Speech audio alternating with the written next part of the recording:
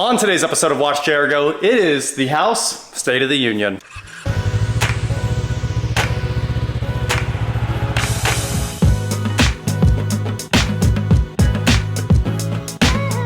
What is going on, guys? I am WatchJRGo, and today I am here to tell you that the state of our House Union is strong. The door slams pretty hard too. But in here, there are some updates that you guys haven't seen yet. And one of those updates is we got cabinets. Check it out. We have cabinets. And today, well, right now, I'm hanging the microwave. So that's why the doors are off that cabinet. We're about to drill some holes and get this microwave hung up, which will make the kitchen look quite a bit more complete. But there's a lot to talk about. So let's just jump right in. After we hang this microwave, of course. All right, this microwave should have been a two-man job, but I one-manned it, and I am absolutely exhausted after doing it. Once you get that bottom bracket on, you can kind of do it yourself, but if you're off by just a hair, like I have that bracket probably 1/8 of an inch higher than it should have been, the microwave didn't want to tilt into place all the way. So, you know, you mount that bottom bracket, you set it on it, and you push it in, and then 2 bolts go through the bottom to hold it together. Well, I did get it done, and that's all that matters. The next part that matters is getting all this off here. It might be harder than it looks. So this tape doesn't want to come off. Boom. New version of the same old microwave I had before. Built-in Wi-Fi this time. Good. Perfect.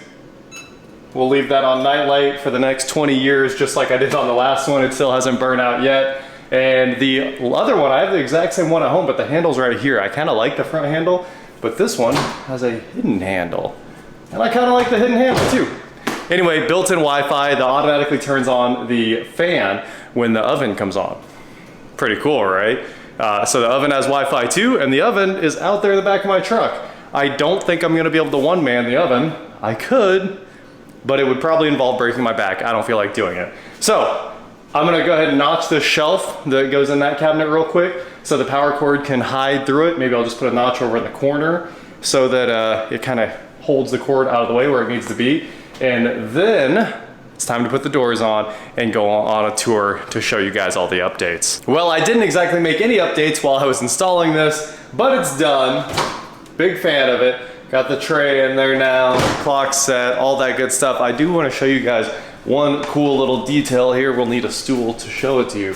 But up here in the cabinet, I don't have handles yet, so I have to do this maneuver. All right, up here in the cabinet, look how I ran the wire. So they make you drill the hole there. There's a template, unfortunately. I would have put it towards the back and it would have been just fine, but the hole is directly above where it comes out of the microwave if you use their template there. So I did, but what I like is this. Take a look at that. Just lop the corner there off the shelf, and it gives me a really, really nice way to route the cord. So that shelf's still usable, and we're ready to party. Now, I know I told you guys the new oven's here. The new oven is super sick. So let's get the forklift out and get it out of the back of my truck, because I do need to be able to use my truck, and I don't want to have to drive around with a oven in the back. This is the new Samsung range/air fryer, which I'm super excited about. So let's get that out of here with the help of the forklift.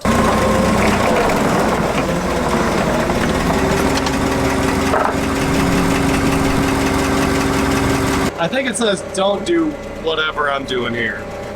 It says don't clamp, but we're gonna be just fine. Whatever it takes, right? Let's actually go up, give it a little angle, up, angle. There we go, we got her off there.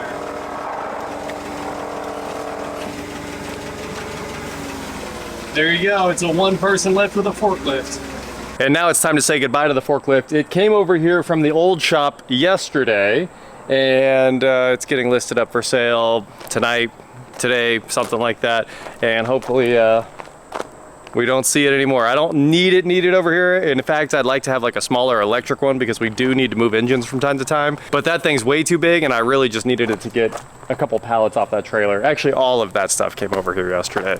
So I finally am putting everything from the old shop in this shop. Heading back into the house, we have doors. Check it out. These were custom built, brushed nickel hardware and raw red oak. And the door jambs were pre-painted white from the factory. This house had some odd sizes, like this door that's literally 18 inches. You can see it right there. And we wanted it to match the floor exactly. So what we're doing is taking the floor over to Sherwin-Williams to have them stain match it, which it's almost, I think it is the same. But we're gonna go ahead and spray the doors with stain and then seal them and then put it all together with our brand new white door frames. So the islands here, the guys are coming to template the entire kitchen for the granite, really probably quartz. We haven't fully decided yet, but they will be here in a handful of days, the 17th or the 12th, or I don't know. They'll be here later this month, so the kitchen can be 100% finished and we can start on the backsplash. But we did obviously paint the walls like we said, so I could hold off on a backsplash for a little while. That's the update on the kitchen. It's basically done. All the cabinets are set, mounted, screwed to the walls, screwed to each other. The faces are all tied together, clamped up. All soft close, like I said. I love the way it looks with the ceiling height cabinets. Couldn't be better than that. We started bringing some of the furniture over here. We got my Maxwell chair here, so we can shoot that commercial once the rest of the speakers are in here probably. Or even before that, because you guys remember the Maxell cassette advertisement. That's basically the chair from it, and it's one of the best ads of all time. Women hate that men can be happy with just a 100-inch TV and a receiver and a chair. It's a great place to eat and watch some YouTube.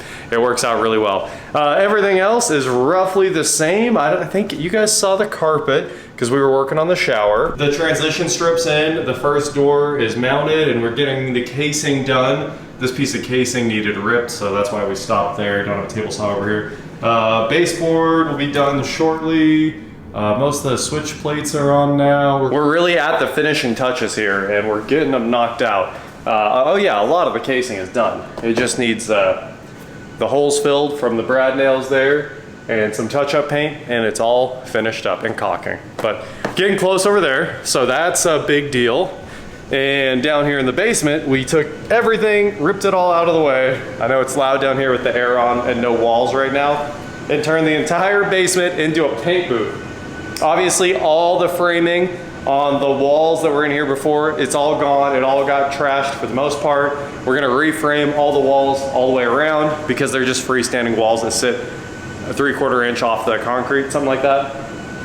But here is all of our casing and base, 5.5 inch base all the way around to make it baller, right? It's 5.5 is some huge stuff, and I think it's really gonna make a statement running around the whole house. All MDF. 16 and 17 foot pieces, so we have almost 0 seams too. That was really our goal. Ceilings are all getting scraped down here and making some progress there. There's all the door frames that we repainted the ultra white from Sherwin-Williams to make sure everything matched. All this stuff does already come primed in white, but I wanted the white to offset the marshmallow, so we had to go really bright. Sherwin-Williams ultra white fit the bill. It's the whitest color they sell, I think. So I'm pretty happy with how all of that's turning out. Over here in the basement, I need a shower so I can move in, and this shower should be here this week.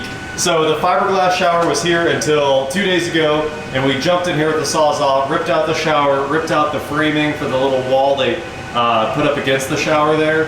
And now the new shower is 42 by 32.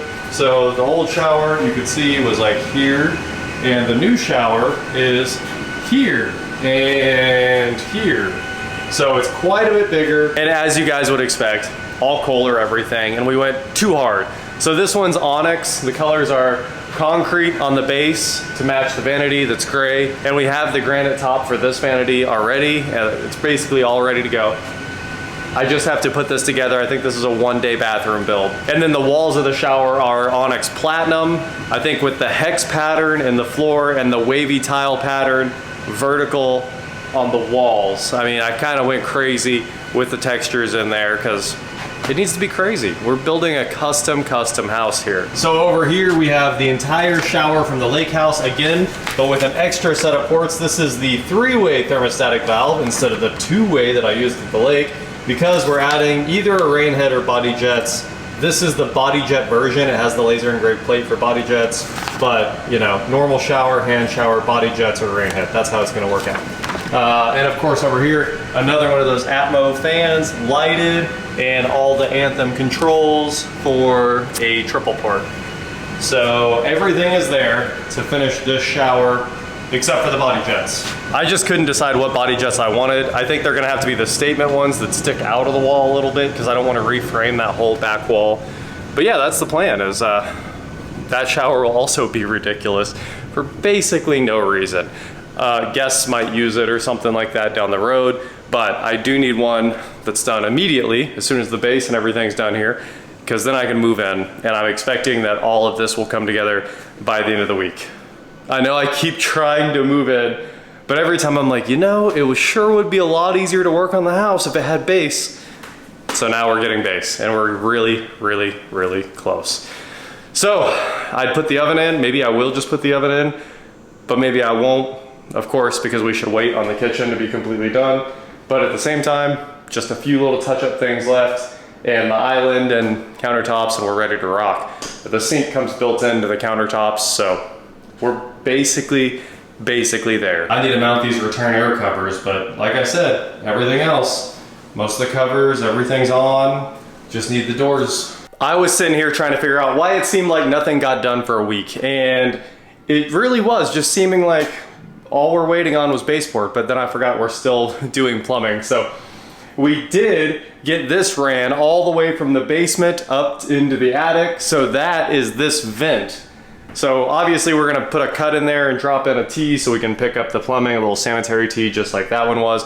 But we're ready to transition over to the new vent and get this out of here, which means we can finally proceed on the shower. That's taken quite a while. I don't know the tile guy's timeline once I'm ready, but I'm very close to ready. And we added another thing Kohler tried to take from us. Take a look at this. This is the Kohler DTV, what do they call it? DTV Plus amplifier. So this is a Bluetooth and dual line in and line out amplifier that's controlled by the shower. So it's got Ethernet power for the amp and speaker outputs right there. It outputs 40 watts a channel. If there's one thing I know that I want, it's when you have the touchscreen in the shower, I want every button to be active. And it seems like Kohler is quickly discontinuing every single part of DTV. It seems like they're all disappearing. So I think they're trying to get rid of the entire system. I probably have one of the last ones. Maybe they're transitioning everything to the Anthem digital and Mode digital. That seems like a good possibility. It also costs a lot less to do those ones. But all the cool stuff that DTV had, like the old quad rain head with the LEDs built in, and the LEDs are controlled by the touchscreen, they took that from us. Now they have, of course, the rain one that people, I mean, it has 1-star reviews. It has the worst reviews I've ever seen of any product. And it makes sense. It feels like it's actually raining on you in the shower, and that's not what you want. You want water coming down on you so you can get clean. But they have that right now. I bet it gets discontinued soon.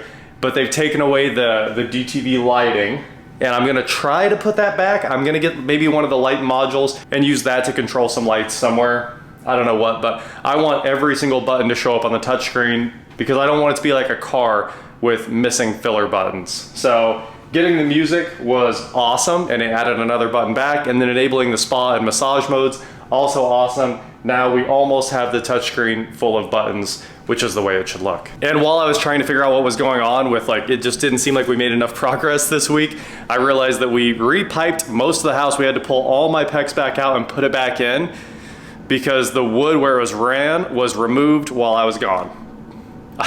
This is a thing that happened, and I was like, well, that's interesting. I guess I can just do all that work again. So I did do all that work with Brad, and we got a lot done there. And we also completely finished. This is all ready. All the valves are on. Terminated escutcheons are on everywhere.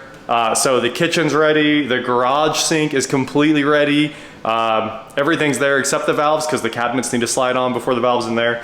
But we did go get a massive amount of work done in here, and I had just kind of forgotten because it still seems like we're not making enough progress fast enough. That is it for today, guys. Thank you so much for watching. Don't forget to head on over to shop.WatchJRGo.com for cool shirts not like this. And please like, share, subscribe, do whatever you want to do, and I will talk to you next time. All right, I'm running home, so you guys get to see the update, and then hopefully I will be right back here in a few minutes to get back to work because I'd like to get a lot more done today. Also, check this out. These are the wooden pillars that match the cabinets. These are from North Point too. that support the, you know, the breakfast, the stool section of the island. I'm sure you guys know you can just overhang the countertop. It's no big deal. It can float out in the middle of nowhere, but I think the posts make it look classy. So we went with the posts. It was just one of the options while we were putting it together.